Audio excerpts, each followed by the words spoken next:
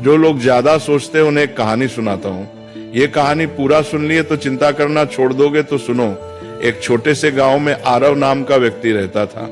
आरव बहुत मेहनती था, लेकिन उसकी एक आदत उसकी शांति छीन चुकी थी, बेहद चिंता करना। सुबह उठते ही वो सोचता, कल क्या होगा, पैसा रहेगा या नहीं, लोग क्या कहेंगे, परिवार सुरक्षित रहेगा या नहीं। रात को सोने जाता, तब भी उसका दिमाग रुका नहीं करता। एक दिन अत्यधिक चिंता के कारण उसकी तबीयत बिगड़ गई। गांव के लोग उसे पास के पहाड़ पर रहने वाले एक संत के पास ले गए। संत बहुत सरल जीवन जीते थे, न ज्यादा बोलना न ज्यादा सोचना। आरव ने संत से कहा, महाराज, मेरा मन कभी शांत नहीं होता, मैं हर समय डर और चिंता में रहता हूँ। संत मुस्कुराए और पास रखी एक मिट्टी की मटकी उठाई।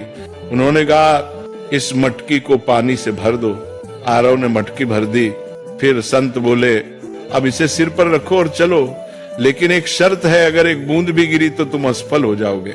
आरव पूरी तरह मटकी पर ध्यान लगाकर चलने लगा। रास्ते में लोग उससे बातें करते रहे, आवाजें आती रहीं, लेकिन आरव ने कुछ नहीं सुना। वह सिर्फ मटकी पर ध्यान देता रहा। कुछ देर बाद संत ने कहा, रुको, अब बताओ रास्ते में कितने लोग मिले। आरव बोला, महाराज, मुझे कुछ पता नहीं, मैं तो बस मटकी बचाने पर ध्यान दे रहा था। संत ने शांत स्वर में कहा, यही संत होने की शुरुआत है। जब ध्यान जरूरी चीज पर होता है तो बेकार की आवाजें अपने आप चुप हो जाती हैं। तुम्हारी चिंता इसलिए है क्योंकि तुम उन चीजों पर ध्यान दे रहे हो जो अभी हुई ही नहीं। फिर संत ने आगे कहा, जो तुम्हारे हाथ में है कर्म, उसे ईमानदारी से करो। जो तुम्हारे हाथ में नहीं, भविष्य से भगवान पर छोड़ दो। यही संत का मन है।